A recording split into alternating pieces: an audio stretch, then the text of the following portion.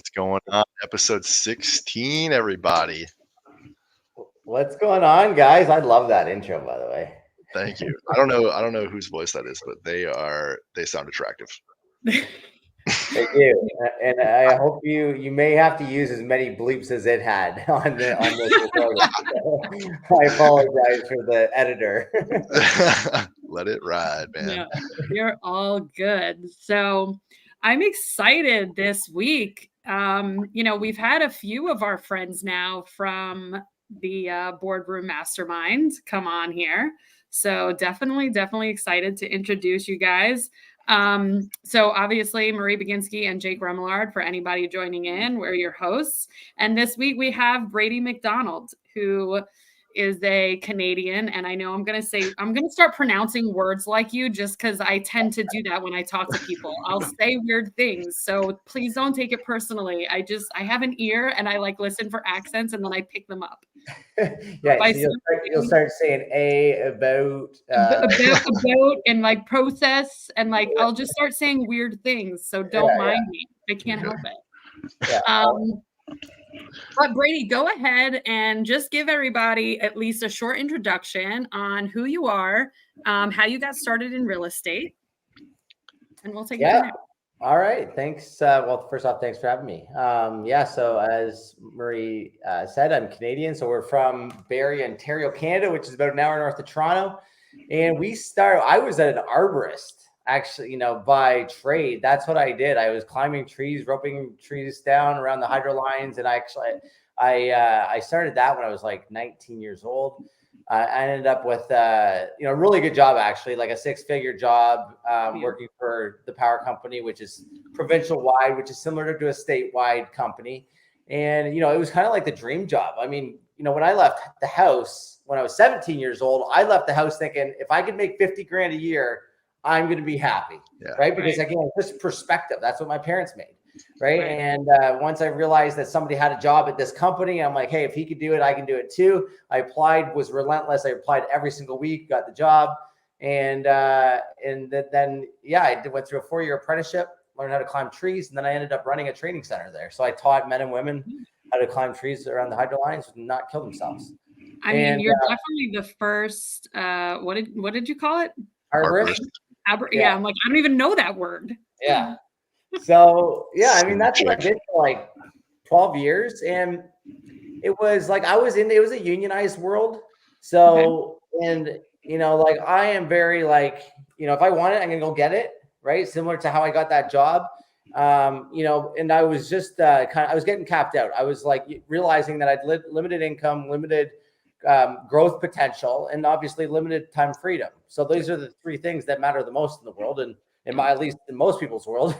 Right. And they tried to fire me, and the union tried to fire me, which is really weird because I'm paying into the union.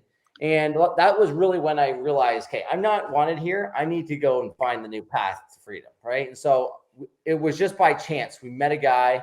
My wife was a real estate appraiser at the time. So we met a guy through her doing an appraisal, and he was a full-time real estate investor. They had a conversation. She recognized him, and he's like, yeah, I'm a full-time real estate investor and I've got 65 properties. And she's like, what? He's like, yeah, I bought 16 of them that year and it was only June. She's like, you're insane. Anyway, she came to the car and literally told me this. I took my notebook and I wrote down, I'm like, hey, this guy's making about how much an appreciation mortgage pay down in cash flow. I'm like, he's making $1 million a year. And back to that, if he can do it, I can do it mindset, that 0 to 100 mindset is just, that's literally what it was. It's just knowing that the opportunity is possible. Yeah. Right. Yeah. Believing that you can do it and then taking massive amount of action. That's literally how I've always had my success. So, I read one book. We decided on the strategy was going to be convert a single family home to a duplex. And that's a big strategy up there. So, and then refinance it. So we bird these properties. The first one, I did all the renovations myself, proved the strategy, and refinanced it, got all of our capital back. And then the second property was when we started the company. I realized, working full time, I can't continue to do all these renos. Yeah. And so that's the next property. I hired a contractor. Rule was he worked solely for us. And then from there, the rest is history. But that's how we got started. I mean, it was literally, it's boots on the ground. Just if he can do it, I can do it. Yeah. Awesome. I love that saying. If he could do it, I can do it. Yeah. Yeah. I mean, it's, I really realized that, once and this is the basics of anything. I think like until you know somebody that has done something, right, it's really hard to put yourself in their shoes because it's like, I have no idea who's a billionaire. So I could never imagine myself as a billionaire. Right. Once you meet a billionaire, you're like, damn, I can do that. Right. Yeah. But I mean, like it doesn't, as a real estate investor or something, say like you want to be run a half marathon or any goal you want. It's the same thing. You just need to know somebody that's done it, believe in yourself, and then take massive action. Absolutely. I think that there's really like, I mean, I remember for myself and probably a lot of people do, like the first time you really meet somebody with, in specifics with real estate, like the first time you meet somebody and you're like, wow, they're a millionaire, right? Like there's weight around that, especially when it's something that you haven't achieved yet. And then I love that you've said, if they can do it, I can do it, because really, I think most of the people that I've met that are these millionaires or even billionaires in real estate, like there's nothing, with the exception of a few, but there's nothing like truly like genius level astounding or amazing about these people. They're just, like you said, they're taking that massive action and they've done it. Yeah. You hit the nail on the head, Jake. I mean, I think it's just they put in the work. Yeah. Right. Like if you're willing to put in the work and sacrifice, and trade like instant gratification, and just accept delayed gratification. I mean, being a millionaire is actually quite easy. I mean, in perspective, right? Right. Compared to being a billionaire. I mean, billionaire is still quite a hard thing, I think, to do. But I think in today's day and age, if you literally, delay instant gratification, I think anybody can be a millionaire. Yeah. So tell us what the journey was like, because I don't think you're still, taking single family homes and turning them into duplexes. Yeah. So we did, while we were working for that first year, we did like 12 deals. We were about to run out of money after deal 7. So we literally refinanced our house, came up with $150,000, and we birthed these until we had 7 properties. Okay. We were about to run out of money, and we built the remainder of our portfolio, which ended up being about $80 million via joint ventures. So we would partner with people with money, right, with the ability to qualify for mortgages. And we would be basically the working partner. We'd find the deal, negotiate the deal, do all the work, do all the renovations and construction at cost with in-house staff, and we'd split it 50-50. It's a little different in the US, obviously, because like there we had to have a joint venture partner that would actually qualify for the mortgages, where in the US it is easier to get mortgages comparatively, which is just interesting to know. But yeah, so that's what we did. And so we ended up doing like 25 to 35 deals a year, duplexes. We ended up doing, we did duplexes a lot for the first few years. And then the market just, kept on going up. Like, I mean, the first deal I did was $230,000. They ended, the value was just last year was $1 million in 7 years, right?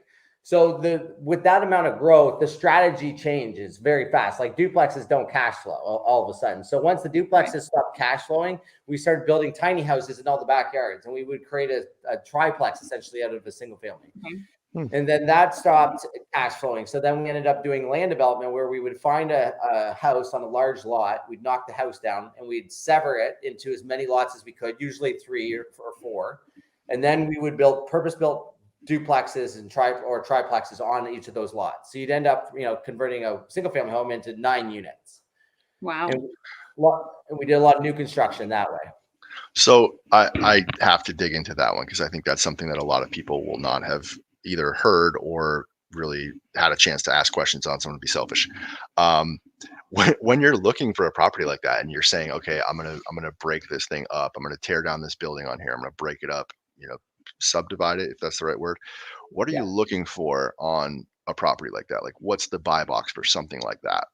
Yeah, honestly, I'm gonna be honest. Like, this is if I wanted to do single family homes or anything in these deals like this is a scalable strategy, and you can make a boatload of money doing this. Exactly this. So we just did one in Cape Coral, Florida, actually.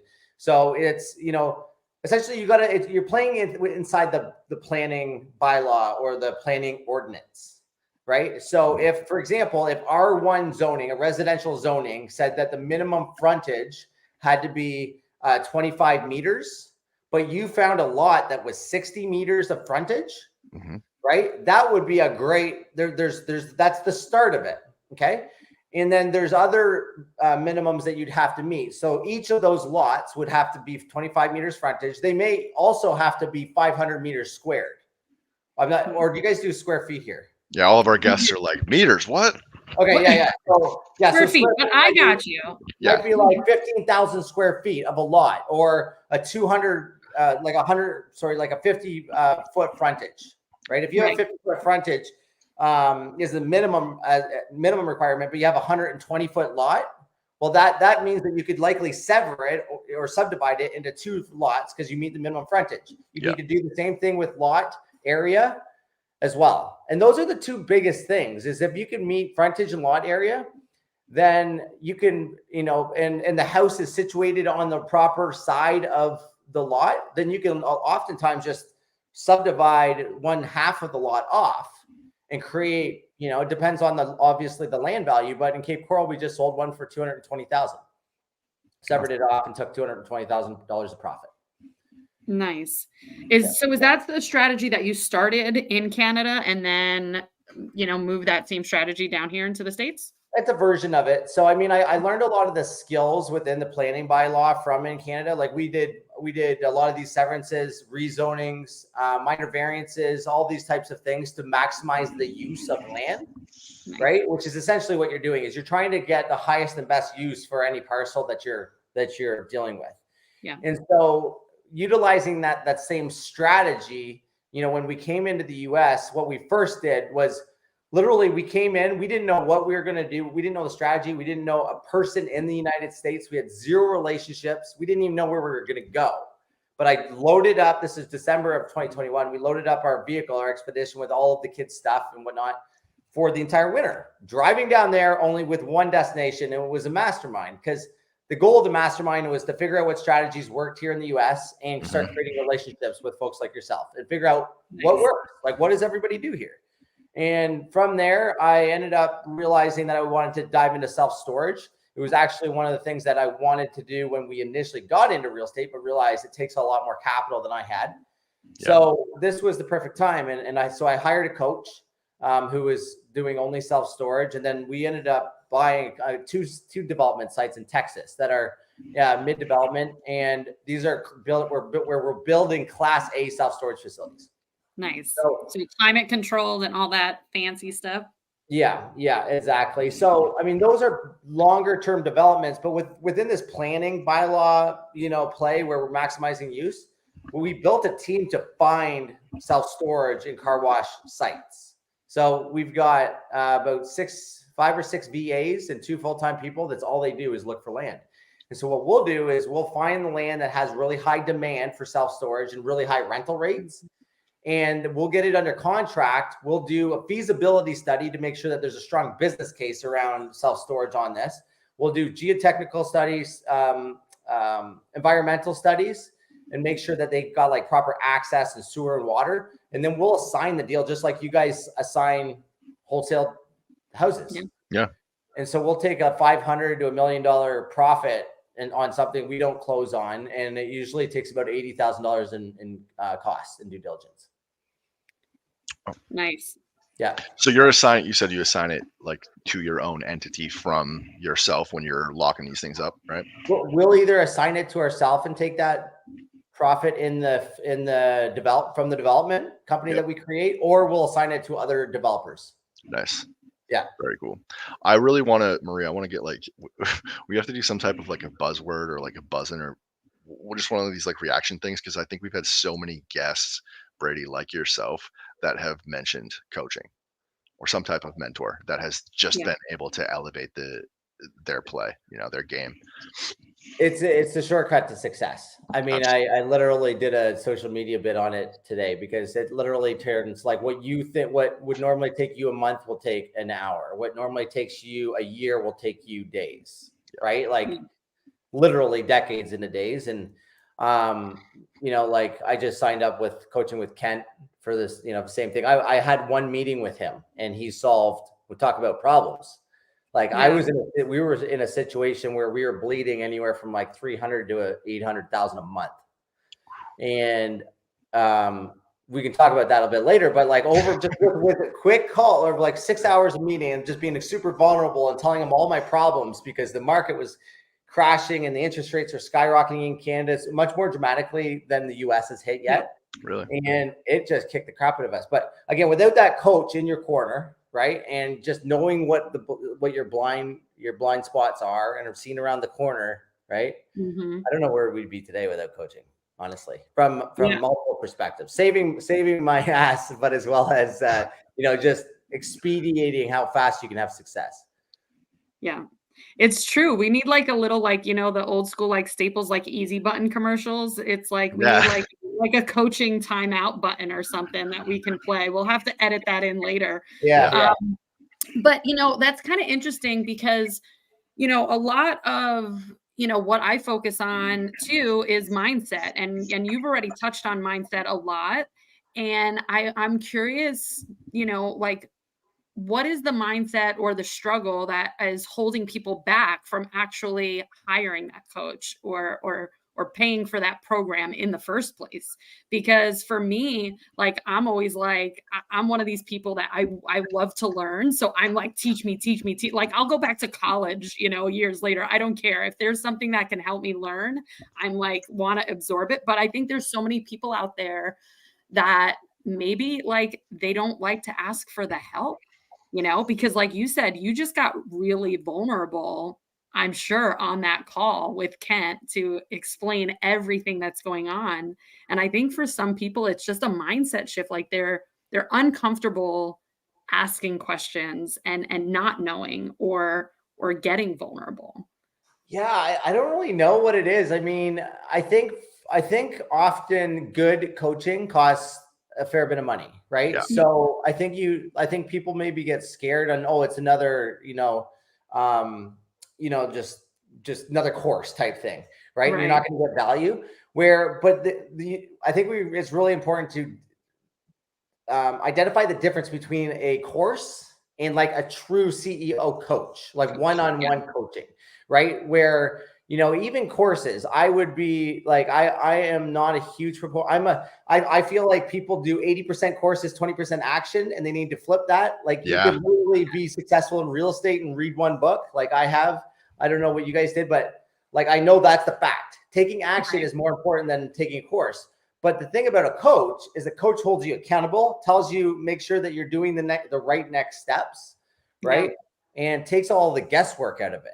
Right. Like if you especially hire the right coach, you just, but you have to think about it from an investment standpoint instead of, okay, this is not just like, hey, I'm giving 30 grand and it's gone. I'm giving 30 grand and I'm going to make 300.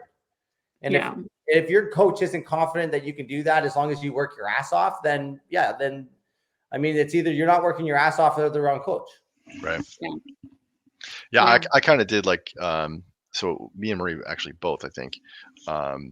So I did kind of the opposite. I went for the course, and then within the course, like I found the coach. And I think if I had just gone for the course, like I probably would have been just another horrible statistic in real estate. Cause you're right. So many people are doing, they're like, oh, I've done the sub-2 course. I did the Fortune Builders course. I did all these other ones. And they're like, but I'm really excited to do my first deal.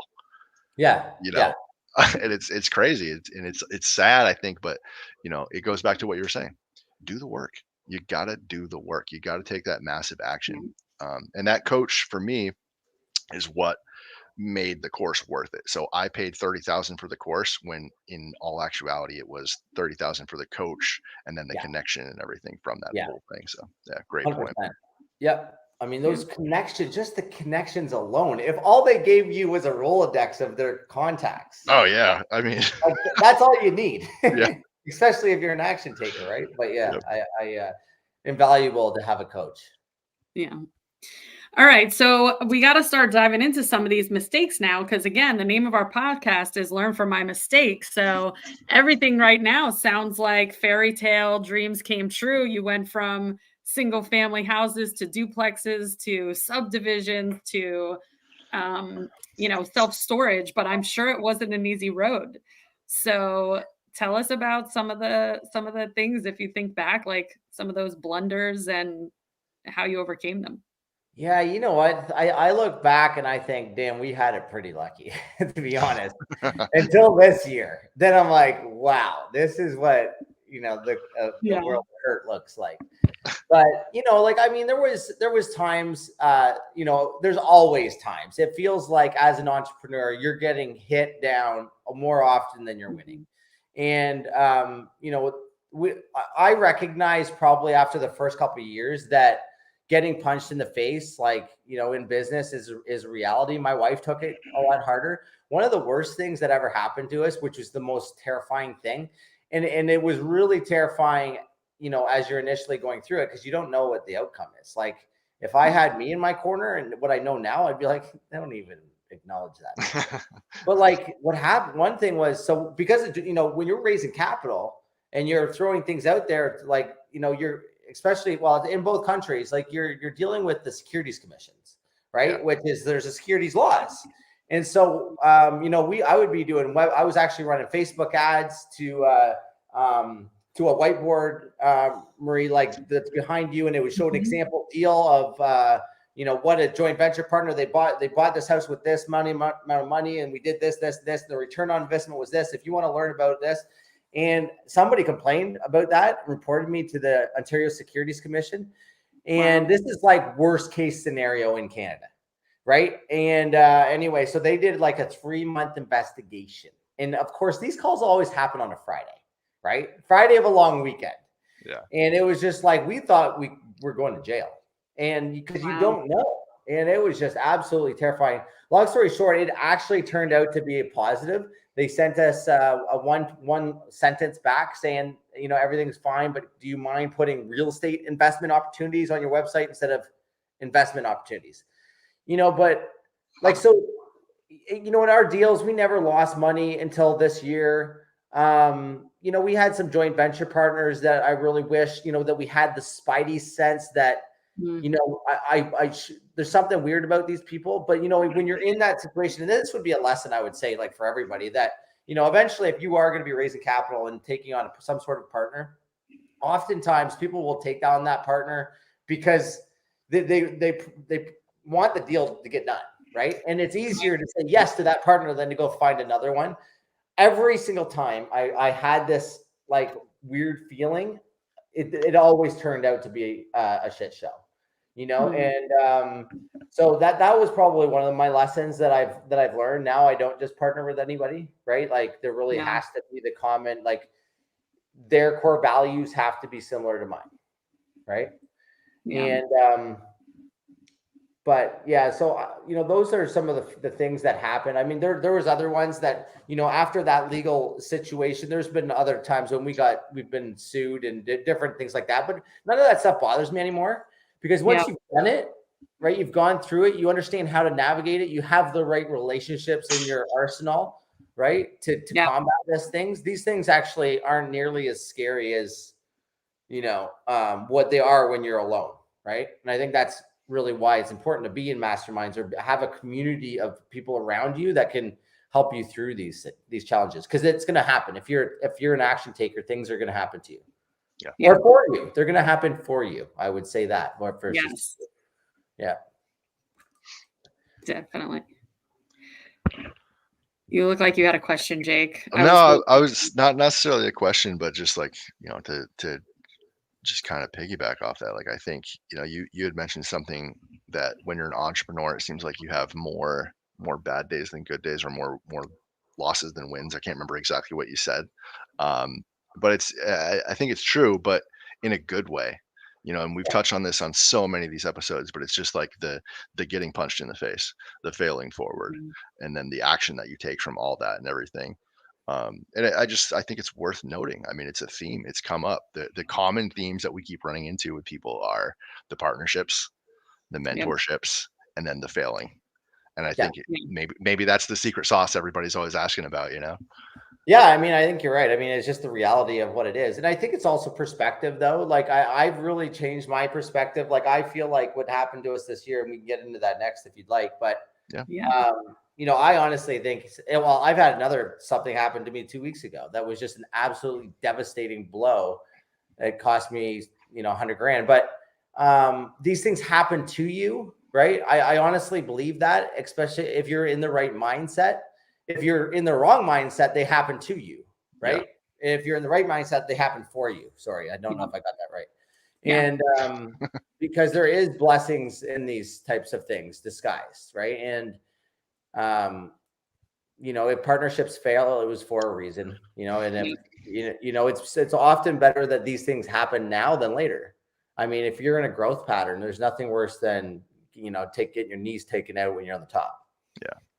Yeah, it's so true. And I want to jump into what you're going through right now, because I don't think my situation is nearly as going to be costly, or the numbers are going to be as big as what you're going to talk about, because I can't wait to hear about it. But right now, like, I'm having trouble selling a flip that a year ago would have sold over $1 million, no problem. And then we came out of contract a couple of times, and now 6 months later, being on the market, we're like, what the heck are we going to do with this thing? Like you said, interest rates are rising, harder to refinance, all these different things. And at the same time, as much as I'm like, okay, this is like a thorn in my side right now, like, it's not going to bankrupt me, but it's frustrating as hell, and I want to focus on other things, but I have to keep dealing with this. As frustrating as it is, as I'm going through it, I'm also realizing, like, I have had more opportunities to do something creative with this one property than I ever have in the last 12 years of real estate investing. Right. So it takes that like punch in the face to realize, like, well, this one's not freaking working, for you to really have that exponential growth of like, okay, but you've also been like so close-minded. You've had like these 2 exit strategies, and yay, 2 of them have always worked. But you know what? There's 15 other exit strategies you weren't focusing on or thinking about or being creative enough to really focus on and learn about. And so, like, for me right now, that's the positive that I'm taking from it, right? Still right now, I'm paying $5,000 a month in hard money loans that I wish I wasn't paying. And but also found, something like Pure Space. I've had properties on Airbnb and VRBO, and they've done great. And then somebody just came to me with this like Pure Space. You can like rent out your house for like by the hour. So that someone could, like, wanted to throw a baby shower in my house because they live in this small little condo. Best case scenario, it's a baby shower. It happened to be a baby shower. Some other guy actually reached out, and he was like, I wanna have it. My daughter's like 30th birthday party in a house. Like, we can bring in catering, and literally 5 to 9 on a Friday night. And I'm getting twice as much as I would get for an overnight stay on an Airbnb, but they're not using the bedrooms. They're not like, my cleaner is charging me half the price, and I'm able to charge like double that I would for a nightly use. So like, I would have never found that, right, if it wasn't for me being in this situation. So there is so much growth that happens when your kind of back is against the wall. Every time you put your back in the wall, you have to figure shit out, right? And and whether that changes the strategy or it creates another new relationship that changes the direction of your business or life, or finds another income stream, it always happens because you have to, right? Yeah. So tell us now, let's deep dive into this. So what's going on right now? I want to hear about what's going on. What advice Ken gave you? So what was going on? So we've got this big portfolio up in Canada. There's it was about $80 million worth of real estate, and all our interest rates were sub 2 for the last few years, and a lot of them were variable. And so we came down to the US. We bought 6 properties in Florida really fast, just to like jump in so deep we can't get out. That was kind of my mental strategy. This is 0 to 100, like, force yourself in here, because we've done it before where we kind of soft played it trying to get into the US. It didn't work. So I'm just like, hey, this is what we're doing. And so, similar to your situation where, the market in Florida where we were at was, these properties would have been selling for like mid 8s. Now I can hardly give them away at 600.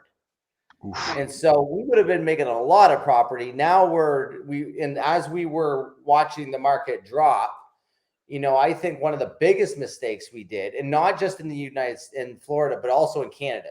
So I'll tell you, so that was the problem in Florida. And so in Florida, we had 5 properties, all of them costing anywhere from $5,000 to $7,000 a month in like private money loans, plus getting the construction done. So that was kind of the picture there. As well as our primary residence, there's probably about 45, 50 grand a month, I would say, in costs. And then in Canada, we have this big portfolio that, the interest rates went up to 7.5%. And a lot of it was variable. So we had all of that bleeding. I had 20 staff that we were paying and finishing all this new construction as the market's tanking. And, and then having to pay, and the lenders not providing the draws because they're starting to tighten up. Mm-hmm. And so we would sell a property, have $800,000 in cash, and it would be gone that same day. Yeah. And so it was constant. We were having to come up with the cash flow for the US as well as Canada and this was going on. And what I realized that I literally just had my head in the sand. I always solved the problem. Like I always figured out how to pay it, but I'm like, I didn't know you couldn't see the forest from the trees. I was just in it. And what I thought, one of the things that we did, we started a mastermind, which created another income stream. And I had these ideas where we would just solve that problem by basically creating another one, right? Because once you start all these other things to create income to pay for these other things, it takes your focus off the things that you should be doing. Right. Which is, I think, a big lesson to learn. Like, I feel like often we get, we go, especially as idea people, I don't know about you guys, but I'm like, I can make money pretty much doing anything. So you're like, hey, yeah, I can do that. And then all of a sudden you're so wide and so thin, you're not doing anything really well. And so anyway, so this was my picture. This is where I was, and it was extremely stressful. And so I went on a 2-week vacation, and I've been on this extremely insane 1.5 year long fitness journey, mindset growth journey. And so in that, I realized that, and I'm extremely realistic with what my problems are personally. And so I knew that, by doing Ironman and running long distances and stuff, when I created those goals, I would stop drinking or slow down on just drinking. And I'm talking just in my opinion, it's normal to everybody else I know, it's normal, right? But it's still too much. And so anyway, I went on a 2-week vacation. I was hanging around these people that were my old friends, and there was zero conversation that was useful. There was no value added to my life. And we literally drank for 2 weeks straight. Yes, we were on our yacht in the Bahamas, but I left there and I said, I'm done drinking. And I went to Kent's office for 6 hours. Wow. And I said, I'm not drinking anymore. And I don't know why, but I went there and I was super vulnerable with Kent. I told him everything that I just told you in detail. Yeah. And he says, Brady, he's like, you're solving $100,000 problems with $1 million darts. You are in a very fortunate position. So I'm very lucky for that. But this is how simple it was to solve that problem for often, we're so attached to the values of these properties, and we're so attached to the growth of the portfolio that we will almost bankrupt ourselves instead of sell them. And that's where I was. I'm like, no, we can't sell that for that. We can't do that. We can't sell at market value. Or we can't sell below market value, right? You feel like you're giving your kids away. But he's like, no, man. He's like, listen, you need to sell all the red. You need to spend, how long would it take you to start selling all these red? I'm like, I don't know, 15 minutes a day. He's like, okay, 15 minutes a day, put it in your calendar right now. And he said, okay, how much would putting $1 million in your bank account help your and your wife's relationships? He's like, surely it's impacting your life and your relationship. I'm like, fuck yeah. It's fucking horrible. Right? There's not, it was a nightmare. And he said, okay, I want you to put $1 million in your bank account. You got 3 months to do it. How long is that going to take to figure that one out? I said, I don't know, an hour a day, 2 hours a day, an hour and a half a day, hour and a day. I put it in a calendar, an hour and a day. And then I had this other income stream that could create cash flow versus, relying on the portfolio that was bleeding, which was my sewer and water company. He says, how long would it take to hit that at $200,000 a day so I could net 100? I said, probably, we backed it all in through KPIs, and it was literally figured it out. There was 5 business development calls a day, creating relationships. Wow. And he's like, okay, dude, 2 hours a day. Can you fucking do it? I'm like, yeah, let's go. Like, that's how simple it was. And then I literally like went and did it within, like I sent him a screenshot like just recently, and we had 3.8 million in there. And he wouldn't, I asked him about the funny part about this. And I think this is the amazing thing about Kent and about coaching. He said, I asked him before he left, I said, what about one-on-one coaching? Because like this meeting was mind blowing. He's like, we won't have this conversation until you have $1 million in the bank. And I know these numbers seem really crazy to probably some of the people on the thing on the that are going to listen to this, but it's all perspective, right? Like when your business can burn $300,000 to $800,000 a month, $3.8 million in the bank isn't a lot. Yeah. Right. That's just it's perspective, right? So, if you're, hitting that, your number might be $100,000 that would just change your life to have that pressure relieved. And that was the biggest thing. So we took massive action. We sold all the red really fast. And so the one lesson I would talk to everybody that I would say in this situation, if you're bleeding and you got a property and you just feel tight everywhere, the property is not worth it, especially if you got equity in it.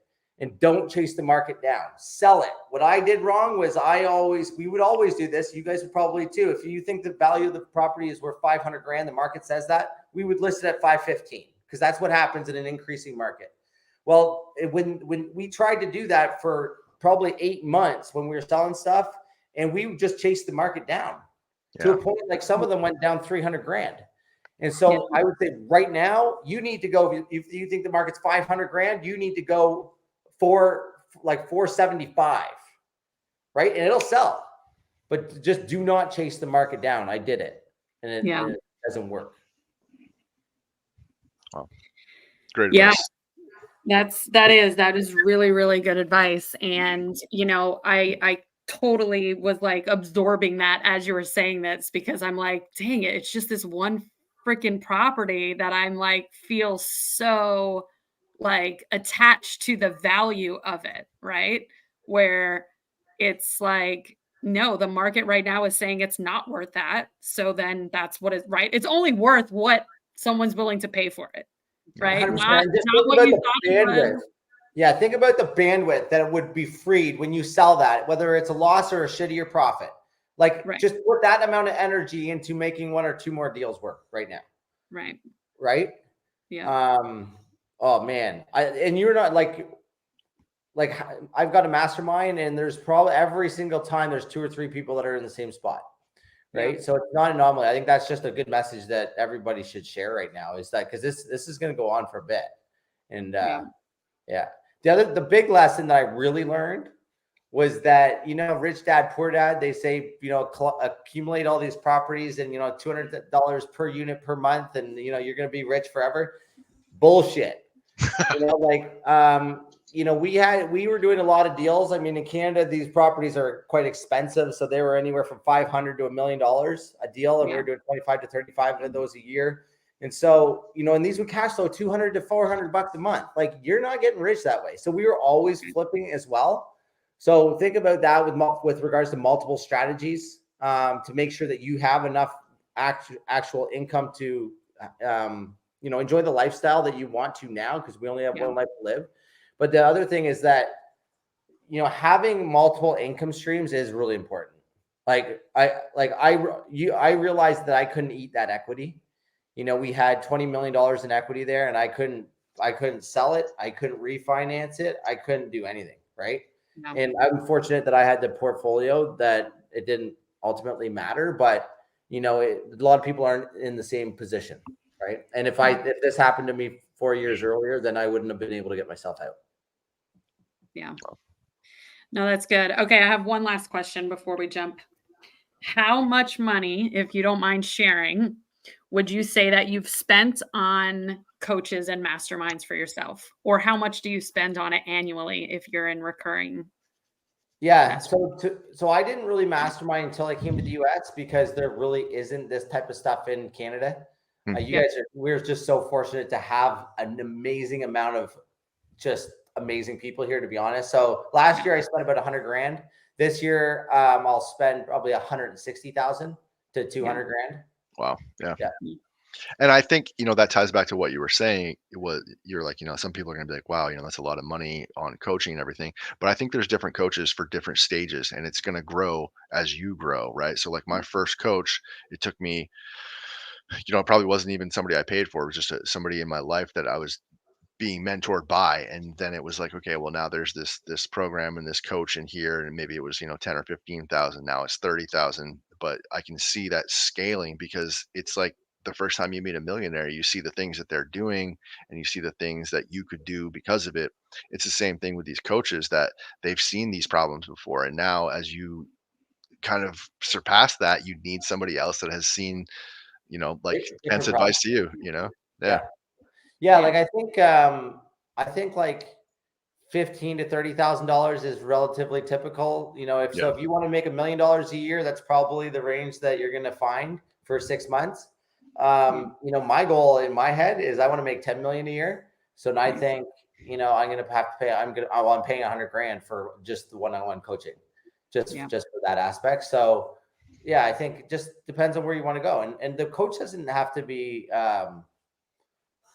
I think the coach just really needs to be, they don't want to be too far disconnected from where you want to go, but they certainly have had to, done exactly what you've wanted, probably times 5, right? So, you still want to have somebody that's relevant to, like it could be even just marketing strategies and softwares and stuff like that. Like that stuff happens fast. And if your coach isn't in on that, that could impact your results too. Absolutely. Absolutely. Great advice. Yeah. All right, Jake, you got anything? Yeah. Any question or recap? Sitting on this one since the beginning.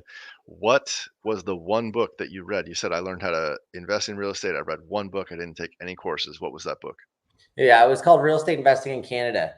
And so, yeah, I mean, it's simple. It's pretty basic. I'm going to rewrite the damn thing because it's just in my stories, in my life lessons. Yeah. Because I honestly believe, I'm working on this right now. It's part of this project 0 to 100. But because I honestly believe that we've had a real estate educating side of our business, and it was all to help people scale.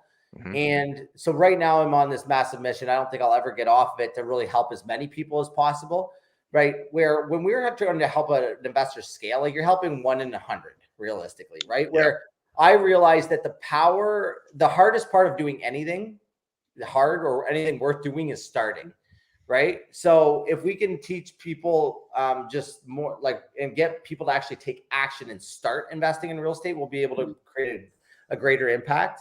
So that's really where I'm on a mission. And when I was going through this process, I realized the people take, they educate themselves 80%, and they take 20% action, and we need to flip the script. So it's really about the basics, and then just taking massive action. It's not about educating to the nines. Yeah. Absolutely. All right. So with that, Brady, let everyone know if they want to get in touch with you, or, take like 10 seconds here to clip your mastermind. How do they get in touch with you if they want to do business with you, or maybe join your mastermind in the future? Honestly, nothing to do with the mastermind, but I'm on a mission to hit 100,000 followers so we can personally donate $100,000 to Operation Underground Railroad. So we are doing this in the next 3 months, 2.5 months, which is a charity to end child trafficking. And so in that, you can just follow at Brady.McDonald84 on Instagram or Facebook. I'll be donating $1 on your behalf. If you share it, I'll donate it on everybody else's behalf. And if you want to join our community, go to 0to100.com. Awesome. Nice. I'll definitely make sure to be following you, because I saw Sounds of Freedom recently, and dang it, man, this sex trafficking thing is horrible. Yeah, it's absolutely terrifying. Yeah. So really close to my heart as well, especially when you have kids. You're just like, I can't believe that goes on in this world. Yeah. Oh, it's absolutely insane. Yeah. Well, thank you so much for being our guest. And we'll put that in the comments so everyone can follow you. It was at Brady McDonald 84. At Brady.McDonald84. Okay, perfect.